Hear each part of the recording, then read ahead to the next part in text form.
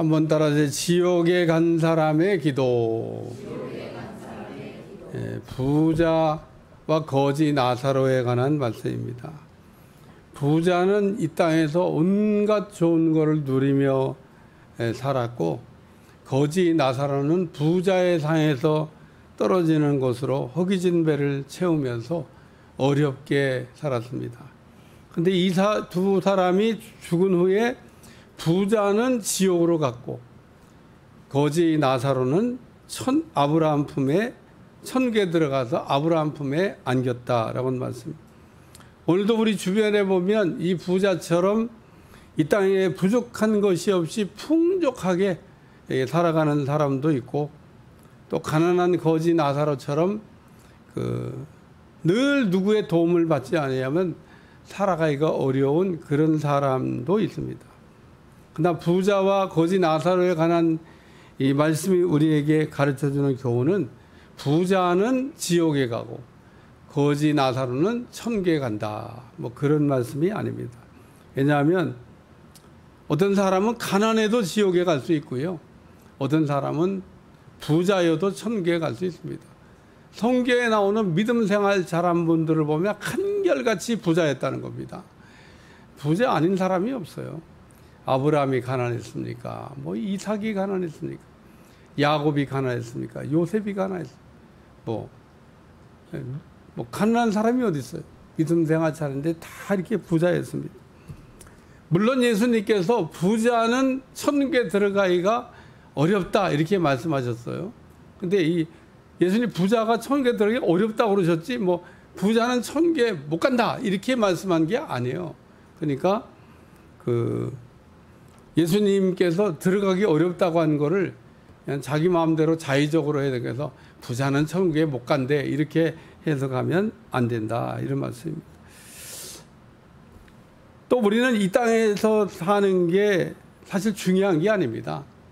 이 땅에서의 삶은 굉장히 짧고 제한된 시간만 우리가 살고, 우리가 죽고 난 다음에는 영원히 사셔야 된다는 거예요. 그러니까 이 땅에서의 생은 짧지만 죽고 난 다음에 살아야 될 일은 영원히 살아야 된다는 겁니다. 그래서 오늘 우리의 인생이 죽는 거로 끝나는 게 아니고 죽은 후의 삶이 또 있다, 이런 말씀이고요. 우리는 부자처럼 살아도 죽고 거지 나사로처럼 살아도 죽게 됩니다. 그리고 이 땅에서 이렇게 우리는 살다가 이제 하나님 앞에 가야 되는 거죠. 예수님은 부자와 거지 나사로에 관한 말씀을 통해서 우리에게 천국과 지옥에 관한 어떤 것인지 아주 구체적으로 우리에게 말씀을 해주셨는데, 분명한 것 한 가지는 우리가 죽은 후에 어떤 사람은 천국에 들어가지만은 어떤 사람은 지옥으로 가게 될 거다, 그런 얘기입니다. 여기 있는 사람 가운데도 혹 지옥에 갈 사람이 있을지 모르겠어요. 정신 바짝 차리고 지옥은 가지 않기를 축원합니다. 미국에서 한때 유명하고 아직도 한국에서 아마 이 전도법을 쓰는 교회가 있을 겁니다. 전도폭발이라고 하는 전도법이 있어요. 저도 청년 때 이거 많이 사용해 봤습니다. 근데 이 전도폭발은 두 가지의 전도한 사람이 전도하는 사람에게 질문을 합니다. 첫 번째 질문은 뭐냐면, 혹시 당신이 지금 죽는다 그러면 천국에 들어갈 확신이 있습니까? 이렇게 물어보는. 미국의 사람들에게 왜 이런 질문을 했냐면, 미국 사람들 가운데는 교회도 안 다니면서 나는 예수님 믿는 사람이야 이렇게 말하는 사람이 굉장히 많답니다. 교회는 안 가. 근데 예수님을 믿는데. 그러면서 또 1년에 한두 번은 교회 갑니다. 언제 가냐? 부활절 때 혹은 성탄절 때 이런 때는 또 교회를 나간답니다. 저에게도 그런 일이 있었어요. 저에게 어머님이 전은양 권사님이고 부인이 조진옥 집사였는데, 그 남편이 교회를 안 나와요. 근데 이 조진옥 집사 남편이 어느 날 성탄절 때 나타난 거예요. 드디어 전도가 됐구나. 좋아가지고 제가 회심의 미소 줬는데 그 다음 주에 안 나타나. 그래서 내가 물어봤지, 어디 갔냐 그랬더니 우리 남편이요, 가끔 부활절 때 성탄절 때 그때는 나타나요. 그리고는 안 옵니다. 그래서 우리 교회도 그런 교인이 하나 있고. 그러니까 그 전도 폭발이 이렇게 교회는 출석하지 않으면서 나는 그리스도인이라고 하는 주장하는 사람들에게 물어보는 질문이에요. 혹시 당신이 지금 죽으면 천국에 들어갈 확신이 있습니까? 근데 이렇게 교회는 안 나가면서 그 그리스도인이라고 하는 사람들이 이런 질문을 받으면 아주 당황을 하는 거예요. 나 죽으면 진짜 천국 갈 수 있을까? 이러고 대답을 대체적으로 못 한답니다. 근데 하나님이 우리에게 예배를 이렇게 가르치시면서 하나님이 기뻐 받으시는 예배는 따라서 정한 장소에서 정한 시간에 정한 예물을 가지고 드려야 된다. 이 세 가지 원칙을 가르쳐 주셨어요. 그러니까 예배는 정한 장소에서 정한 시간에 정한 예물을 가지고 드려야 된다는 거예요. 그래야 하나님이 받으시는 거지. 아니 교회는 출석도 안 하면서 시간도 자기 마음대로야. 유튜브 틀어놓고 뭐 아무 때나 예배 드려. 네? 헌금도 없어. 그러면서 예배 드렸다 그러면 그 예배 하나님 안 받으셨는데 천국 가겠냐는 겁니다. 두 번째는 하나님이 이제 천국에 갔을 때 왜 내가 너를 천국에 들여보내야 되냐 이렇게 물어보신대요. 여러분한테도 물어볼지도 몰라. 왜 내가 너를 천국에 들여보내야 되냐 그러면 답을 하셔야 돼. 주님 이러니까 내가 천국 들어가야죠. 이렇게 답을 하셔야 돼. 근데 지금 이 설교 듣는데 답이 생각이 안 나는 분, 갑자기 머리가 하얘지시는 분, 조용히 나한테서 물어봐요. 너무 막 쉽게 답을 다 가르쳐 주면은 그냥 인생을 날로 드시려고 그러거든. 그러니까 하나님이 물어보신데 왜 내가 너를 천국에 들여보내줘야 되지? 이렇게 물어보면 답을 하신다는 겁니다. 그 답을 딱 얘기하면 오케이 들어가 그러겠죠. 답을 얘기 못하면 못 들어가는 거지. 못 들어가. 답이 있어요. 답 없는 문제가 아닙니다. 우리에게 천국과 지옥의 문이 지금은 이렇게 다 열려 있는데 그러나 우리는 천국은 가도 지옥은 가시면 안 돼. 지옥은 갈 만한 곳이 못 됩니다. 가시면 안 돼. 한국 분들은 너무 지옥 훈련을 많이 받아가지고 왜 불가마 가운데 가가지고 아주 뜨거운 찜질 훈련을 많이 하기 때문에 뭐 지옥을 그렇게 두려워하지 않는데 지옥은 그 정도가 아닙니다. 그래서 이 땅의 전도자들이 그 세상 사람들에게 복음을 전하면서 지옥 가면 안 된다고 이렇게 계속 경고하고 있지만 그래도 얼마나 많은 사람들이 지옥행 KTX를 타고 막 급히 달려가고 있는지 모릅니다. 우리가 읽은 신약 성경을 보면 검은색으로 인쇄된 것도 있고 붉은색으로 인쇄된 것도 있습니다. 그 이유를 아십니까? 이것도 모르는 분도 있을지 몰라. 신약 성경을 넘겨보시면 붉은색 인쇄로 되어 있는 것도 있고 검정색 잉크로 되어 있는 것 같습니다. 모든 성경이 다 그렇게 되어 있어요. 예외 없이. 그러니까 성경을 펼치면 왜 어떤 건 빨간색으로 잉크가 모자라서 갑자기 검정색 바꿨나? 그게 아니에요. 붉은색으로 표시가 된 성경은 예수님께서 직접 확실히 말씀하셨다고 하는 것만 전부 붉은색으로 구별해서 인쇄해 놓은 겁니다. 오늘 읽은 말씀은 다 붉은색으로 되어져 있어요. 그러니까 이건 예수님께서 직접 하신 말씀이기 때문에 천국과 지옥에 관한 말씀은 무슨 소설이나 인간이 써놓은 이야기가 아니라 예수님께서 진짜 있다고 하는 사실을 이렇게 우리한테 가르쳐 주신 말씀이다. 그런 얘기입니다. 따라서 우리는 지옥 간 사람의 기도를 들으면서 지옥에 관한 말씀을 통해서 은혜가 여러분들한테 임하시기를 주여 축원합니다. 첫 번째는 긍휼히 여겨달라. 따라 긍휼히 여겨달라. 누가복음 16장 24절 불러 이르되 아버지 아브라함이여 나를 긍휼히 여기사 나사를 보내 그 손가락 끝에 물을 찍어 내 혀를 서늘하게 하소서. 내가 이 불꽃 가운데서 괴로워하나이다. 부자는 지옥에서 긍휼히 여겨달라고 하는 기도를 드렸습니다. 부자는 이 땅에 사는 동안에는 한 번도 긍휼히 여겨달라고 하는 기도를 드린 적이 없는데 죽고 난 다음에는 긍휼히 여겨달라고 하는 기도를 드리겠습니다. 그러나 우리는 이 부자처럼 지옥 간 다음에 긍휼히 여겨달라고 기도하는 사람이 아니라 이 땅에 살고 있을 때 긍휼히 여겨달라고 하는 기도를 드리는 여러분들이 되시기를 주여 축원합니다. 우리가 하나님께 긍휼히 여겨달라고 기도 드리는 것은 우리가 하나님 앞에 드릴 수 있는 기도 가운데 가장 탁월한 기도, 가장 좋은 기도라는 거예요. 이것보다 더 좋은 기도가 어디 있을까? 없습니다. 여러분은 오늘 이 가장 탁월한 가장 좋은 기도인 긍휼히 여겨달라는 기도를 듣고 배우셨으니까 하나님 앞에 기도할 때마다 하나님 나를 불쌍히 여겨 주시옵소서, 그리고 기도하시길 저 축원합니다. 우리가 긍휼에 대한 기도를 드릴 때 긍휼히 여기는 사람, 또 나는 또 긍휼히 여길 줄 아는 사람인가? 뭐 이런 생각을 해보셔야 됩니다. 왜냐하면 나는 긍휼히 여기는 마음이 없는데 하나님께는 막 긍휼히 여겨달라고 기도하면 그 이율배반적이잖아요. 예?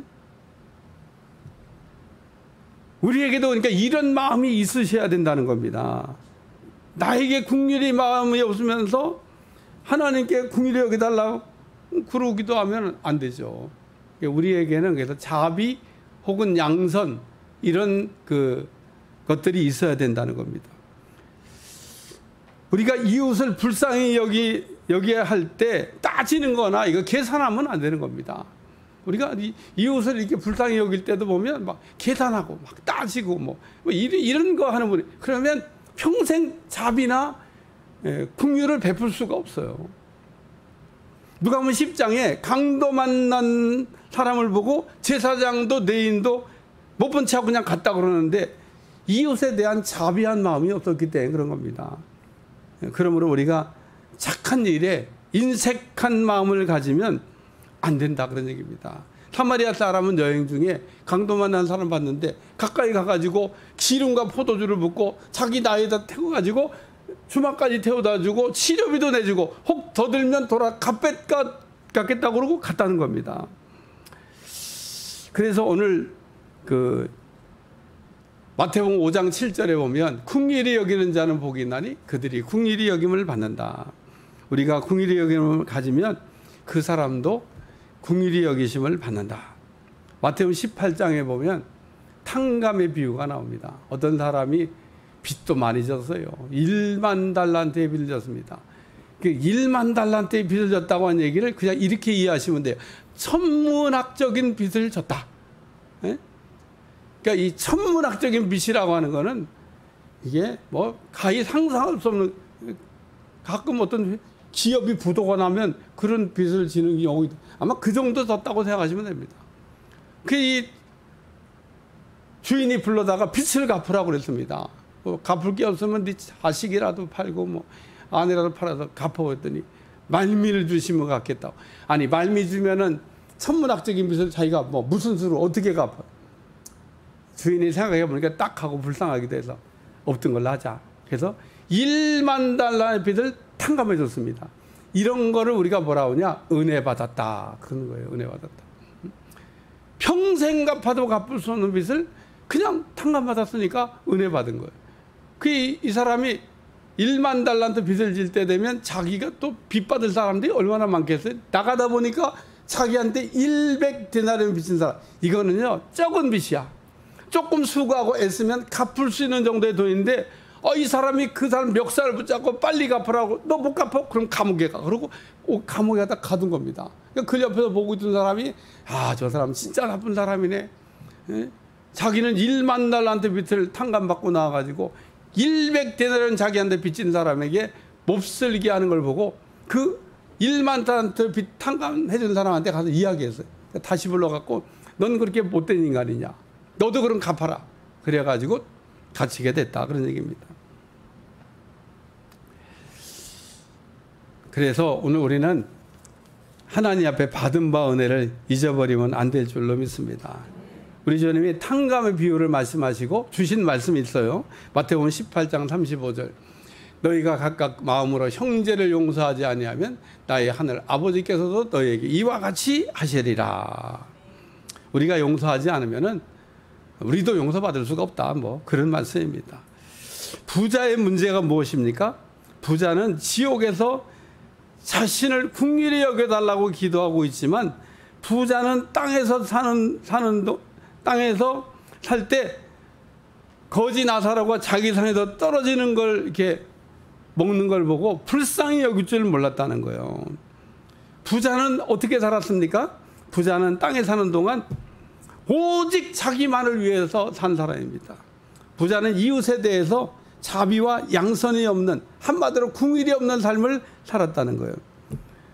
또한 이 부자는 땅에 사는 동안 궁일이 여겨달라는 기도를 한 적이 없습니다. 왜냐하면 자기는 안 불쌍하니까. 거지 나사로를 보면서 불쌍하다고 생각을 했을 겁니다. 예? 그러니까 오늘 부자는 자기가 불쌍한 사람인데 자기가 불쌍한 사람인지 모르고 거지 나사로가 불쌍하다, 그렇게 생각했습니다. 그래서 궁일이 여겨달라고 하는 기도는 참 좋은 기도인데, 이 부자가 글쎄 이걸 땅에서 기도를 했어야 되는데 이게 죽고 난 다음에 지옥 가서 그 기도를 하고 있는 겁니다. 너무 기도를 늦게 했어요. 늦게. 오늘 우리는 늦지 않게 이 땅에서 하나님 앞에 궁일이 여기심을 받기 위해서 여러분이 기도하시고 궁일의 은혜를 받으시기를 축원합니다. 두 번째 말씀은 고통을 감해달라. 따라 고통을 감해달라. 누가복음 16장 24절 불러 이르되 아버지 아브라함이여 나를 궁일이 여기사 나사로를 보내서 그 손가락 끝에 물을 찍어 내 혀를 서늘하게 하소서. 내가 이 불꽃 가운데서 괴로워하나이다. 지옥 간 부자가 기도하기를 나사로를 보내가지고 손가락 끝에 물을 찍어서 내 혀를 서늘하게 해달라고 했습니다. 왜 지옥 간 부자가 나사로를 보내서 그 손가락 끝에 물을 찍어 서늘하게 해달라고 기도를 했을까? 두 가지 이유가 있는데, 첫째는 나사로를 안다 이거예요. 따라서 나사로를 안다. 부자는 죽고 난 후에 살았을 때와 입장이 완전히 바뀌었습니다. 살았을 때는 부자가 갑이었어. 근데 죽고 났더니 나사로가 갑이 된 겁니다. 이렇게 죽고 난 다음에 처지가 바뀔 줄 알았더라 그러면 살았을 때 좀 나사로한테 잘해줄 걸. 내가 나사로한테 너무 좀 박하게 했나? 이런 생각이 들었을 겁니다. 근데 부자가 왜 나사로를 보내달라고 그러니까? 부자가 천국을 이렇게 보니까 그 다 모르는 사람들 천지인데 딱 아는 사람이 하나 있는 겁니다. 그게 누구야? 나사로야. 얼마나 반가웠겠어. 자기 집에서 맨날 얻어먹던 거지 나사로가 거기 있으니까. 그래서 나사로를 보내달라. 나사로를 알긴 아는데 제대로 안 게 아닙니다.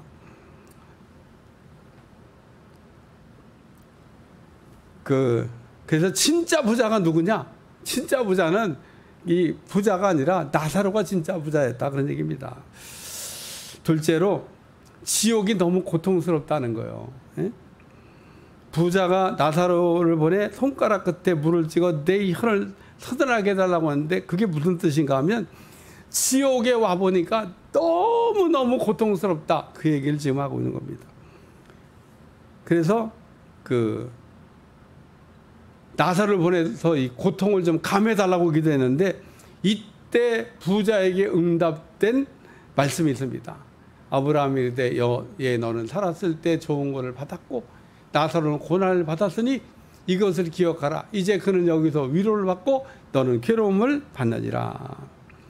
부자는 땅에 사는 동안 부족한 게 없었으니까 누리며 살았지만 예수님은 안 믿었고, 근데 거지 나사로는 사는 건 어렵지만 예수님을 믿고 예수님을 위하여 살았다, 그런 얘기입니다. 그러므로 거지는 죽은 후에 아브라함의 품에 안겨가지고 안식을 누리게 됐고, 부자는 땅에서 온갖 걸 누리며 살았지만 예수님을 믿지 않았기 때문에 지옥의 뜨거운 불 가운데서 괴로워하고 있다는 겁니다.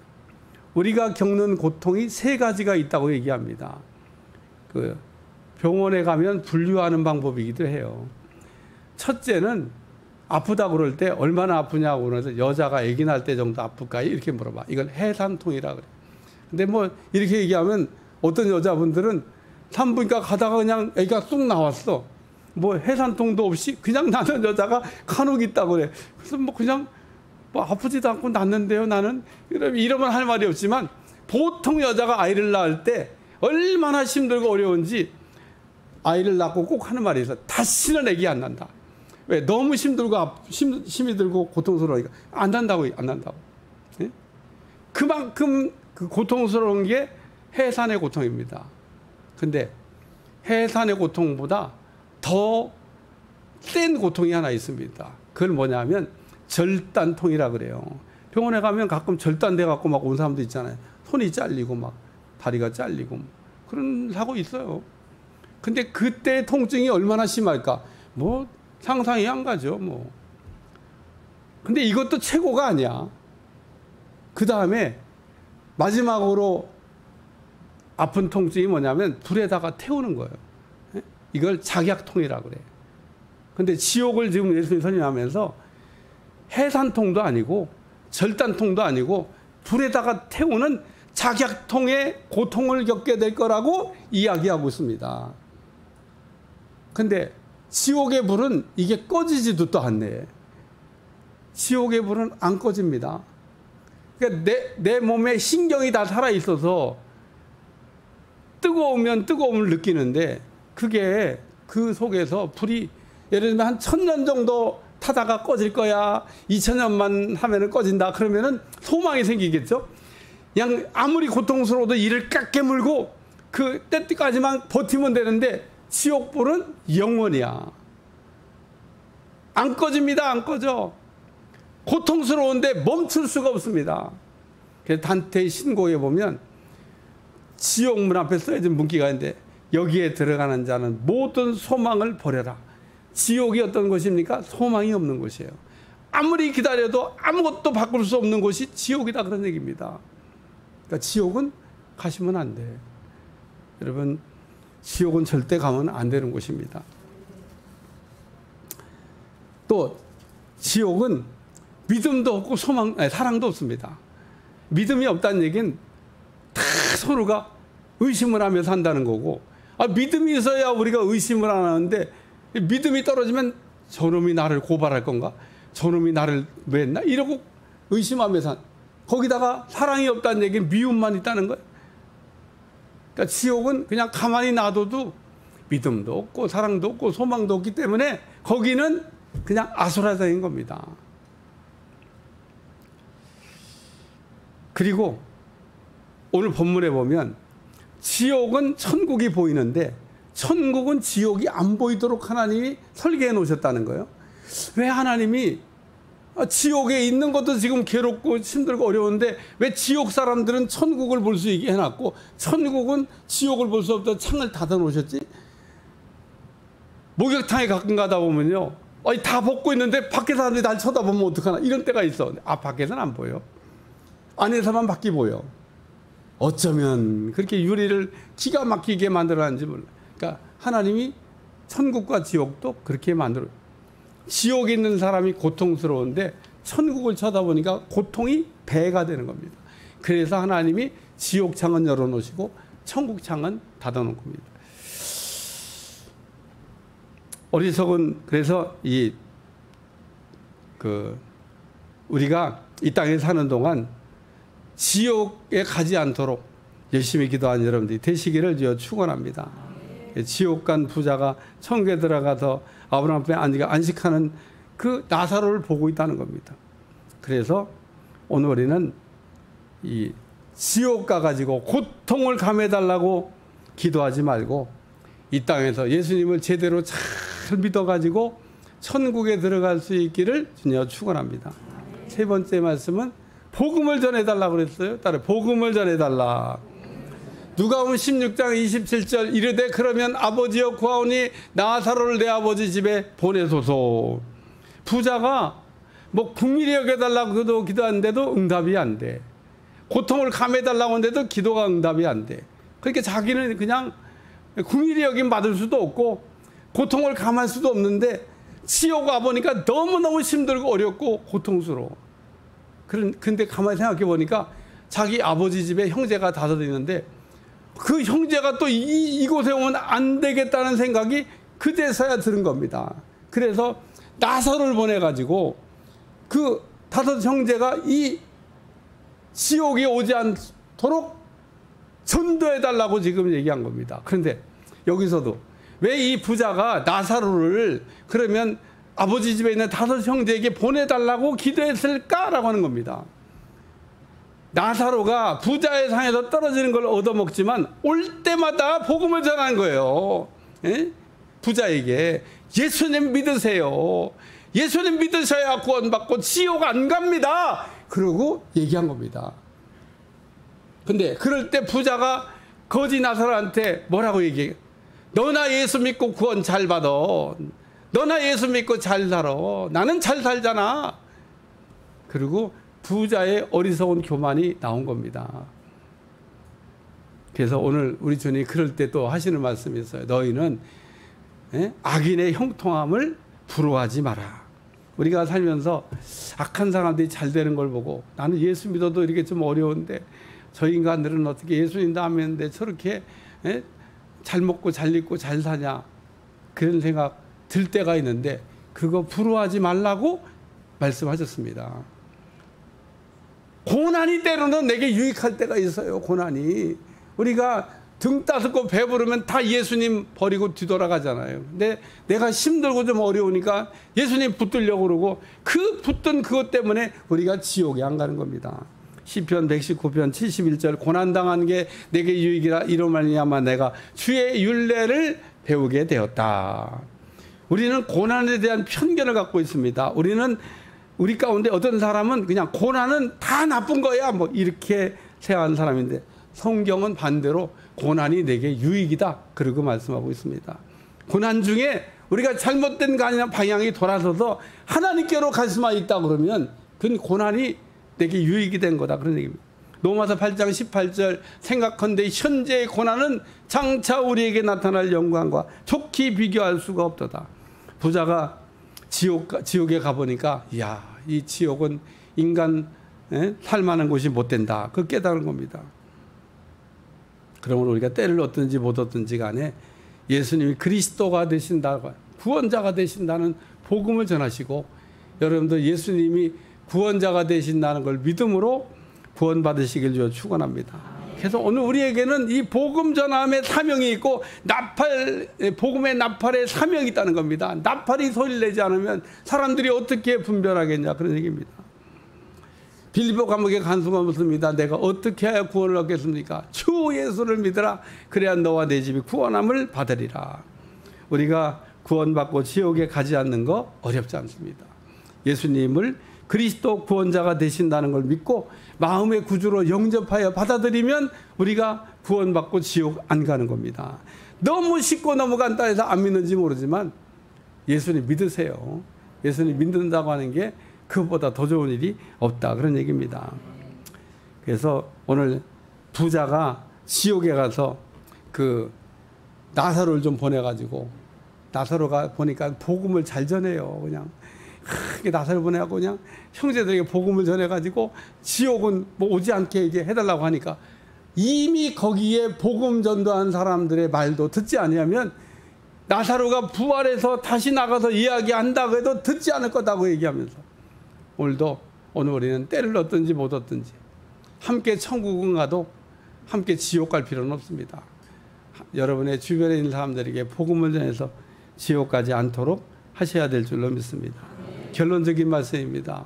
오늘 우리가 지옥에 가가지고 이 사람이 막 불쌍히 여겨달라고 막 궁리하게 여겨달라고 기도하는데 이 기도는 땅에서 해야 될 기도지 죽고 난 다음에 해야 될 기도가 아니라고 하는 걸 우리에게 가르쳐주고 또 고통을 감해달라고 지옥에서 기도하고 있는데 지옥의 고통은 감해지는 게 안 됩니다.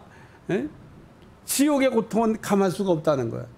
그러면 안 가는 게 상책이죠. 안 가면 되지 무슨 지옥의 고통을 감해달라고.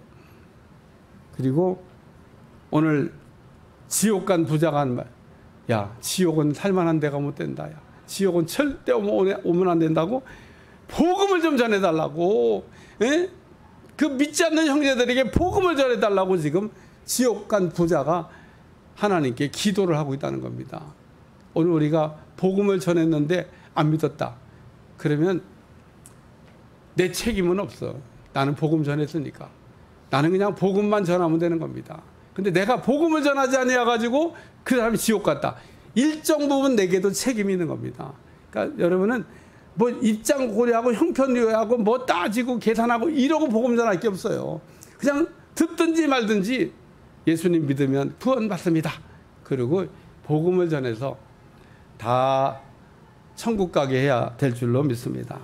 기도하겠습니다. 하나님, 오늘도 부자가 지옥 간 다음에 기도하고 부자가 지옥 간 다음에 이제 복음의 중요성을 깨달았는데 일찍이 복음을 깨닫게 하셔서 예수님 동안 구원의 역사를 체험하게 하여 주옵소서. 예수님의 이름으로 간절히 기도하옵나이다. 아멘.